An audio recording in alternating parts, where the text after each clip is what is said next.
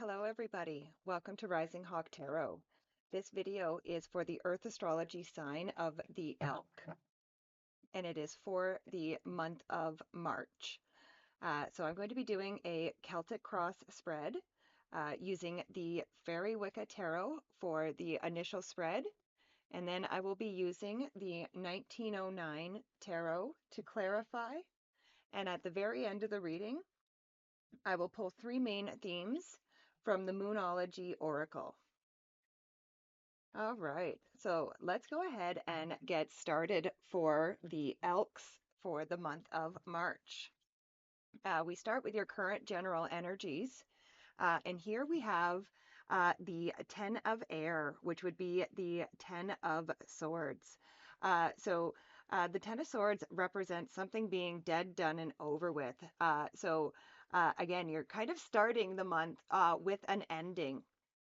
But with an ending also comes new beginnings. Also, with the 10 of Air or the 10 of Swords, quite often this ending can be a blessing in disguise. Next, we go to your crossing energy. And this can be the energy that helps you or hinders you. And here we have the Three of Tyne, or the Three of Wands. So this can be a card of going out into the world. It can also be a card actually that says that your ship has come in or it's coming in. So I would say that this ending for you is truly going to be a blessing. And I would actually say it's probably going to give you a different perspective of the world. But let's clarify that 10 of Air and the 3 of Tyne. So with those, we have the King of Wands. So again, the King of Wands, I would say this spirit is asking you in this new beginning to go and be bold, be assertive, really follow your passions and definitely have confidence in yourself at this time as you start this new beginning. Next, we go to the area of your foundation. And here we have the 10 of Pentacles, the 10 of Doham, which is the 10 of Pentacles. And this is a card of building and leaving a legacy. So I would say that a lot of the Elks at this time are very much focused on having a solid foundation under them, something again that they can leave behind, a legacy that they can leave behind for their children and their children's children. But let's clarify this 10 of Doham. So with the 10 of Doham, we have the 7 of Swords. So the 7 of Swords, this is a card of, it can be a card of lying, cheating, and stealing. However, I'm not feeling that energy for the Elks right now, but it's also a card of tactics. I feel like a lot of you in the area of your foundation, this legacy that you are building, this foundation, this solid foundation that you are putting down, you're going to have to probably go about it in a different way than what you normally would, is what I would say with that 7 of Swords. Next, we go to the area of your mind. And here we have the 8 of Ulysses, or the 8 of Cups. And to be honest with you, I'm pretty sure almost every single sign has gotten the 8 of Cups this month in March. So this is probably really a collective energy. Now, again, it has shown up differently for different people. But in the case of the Elks right now, this is showing up in the area of your mind. So again, you are really looking at and thinking about those things that are no longer serving you. And you're starting to walk away from those things. You're starting to let those things go, which again is really going to help you with that 10 of Pentacles, that that foundation, that building of the legacy. But let's clarify that Eight of Ulysses.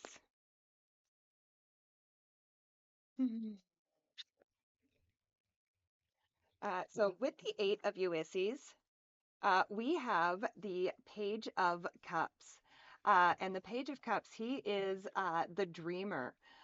So not only are a lot of you elks walking away from things that aren't serving you, again, you are starting a new beginning. So you right now you are all you're full of dreams, and you are dreaming about the different uh, places and experience that this new beginning is going to take you. And honestly, it's a very wonderful energy to be sitting in. Next, we go to the area of your past. And here we have the Seven of Air. So the Seven of Swords. So you have the Seven of Swords twice. And like I said, with that Seven of Swords, it can be a card of tactics. And again, I think this is just kind of reiterating what I said with that original Seven of Swords, is just that, it kind of feels like you have done things um, a certain way for probably quite a while, in your past. And again, Spirit is just asking you now at this time to change it up a little bit, change your tactics if you want a different result. But let's clarify that Seven of Air. Oop, okay. So with the Seven of Air, we have the Knight of Cups. And so the Knight of Cups, again, this can be a very romantic card. This is my Knight in Shining Armor card, but again, also very dreamy, like that Page of Cups energy. So, it almost feels like, the what could need to, like the tactic that could need to change, is, instead of coming at everything from more of a practical uh, sense of things. I think Spirit is asking you to maybe dive a little bit more into your intuitiveness and your more of your dreamy side. Your more of your playful side. It is in there, but the elks tend to be quite serious. A lot of the time, they are very regal, and they have this certain air or majesty about them. And I think this is just kind of saying that moving forward into this new beginning, don't forget about your playful nature as well. As much as they're, very regal animals, they also like to play. They like to dance around and stuff. So again, don't forget that side of yourself too, and bring that forward into this new cycle that you're about to begin, this new beginning. Next, we go to the area of the near future. And here we have the Strength of Will card. So this is the Strength card. And the Strength card is all about overcoming your inner critic. So again, as you start into this new beginning, into this new cycle, you may find that that little voice inside your head, that inner critic, uh, might try to pop its head up right now. But the Strengths card says that you have the power here to conquer that inner critic. You don't have to listen to that little voice in your head that says that you can't do it. You can choose to conquer it. But let's clarify the Strength of Will card. Okay, so with the Strength of Will card, we have the Hangman. And the Hangman, this is a card of wisdom and a card of enlightenment.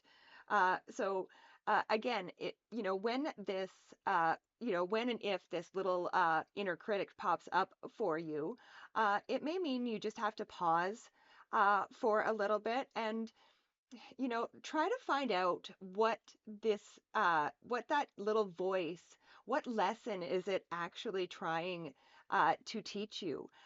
Because again, there is some sort of fear or something that can be overcome in this moment, or in this near future here. And again, overcoming that is going to allow you to gain that enlightenment and that wisdom. And then we go to the area of the next few months. And here we have the chariot. So again, the chariot can have a couple different meanings. For some of the elk out there, the chariot can mean travel. So some of the elk actually may be traveling in the next couple months, which is kind of cool. For others, though, and probably for most of the elk, the chariot also is can mean a mastery of self. And again, I feel like you are really doing that with that strength card and that hangman. You are gaining that wisdom and that enlightenment, and you are conquering that inner critic. So you are really mastering yourself at this time.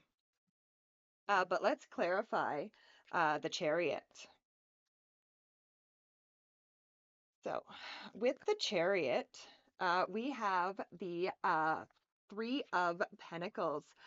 So I wouldn't be surprised over the next couple months if people kind of take notice of you, especially again if you are, you know, gaining that wisdom and that enlightenment, and really finding that mastery of self. The Three of Pentacles, this can be a card of public recognition. So I definitely feel like in the next couple months, people could really start to take notice of the wonderful changes that you are making in your life. Next, we go to the area of our closest relationships. And here we have the Nine of Air. So the Nine of Air would be the Nine of Swords. And this is a card of repeating patterns. Now, again, I don't actually feel like you are repeating patterns at this time. Again, like I said, you had that Eight of Cups. So I really think that you are letting go. So I think that the Nine of Swords showing up in the area of your closest relationships is actually signifying you breaking some of the old patterns that you possibly had. But let's clarify that Nine of Air. So with the Nine of Air, we have the Nine of Wands. So again, this is kind of the Wounded Warrior card. So it kind of says that you've in your relationships, you've probably been through a few paddles, and you probably have some old wounds that I feel like these wounds are healing though at this time. This is exactly what you are doing though. You are healing these past wounds. The Nine of Wands can also be a card of trying new things. So, and again, like I said, with that Nine of Swords, you are breaking patterns. So it makes sense that you would also get a card of trying new things. This is just Spirit telling you, in order to break the patterns in your closest relationships, you have to try new things. And next we have we come to the area of our hopes and fears. And here we have the Two of Air, which would be the Two of Swords. So this is a card of being at a crossroads. Um, but for me, it's also my card of third place solutions. So this is just coming up here to just tell you that things, like don't get stuck on the idea that things have to be either this way or that way. Um, you know, uh, the Two of Swords can say that there is always a third place solution, especially if you are willing to see it. But let's clarify that Two of Swords.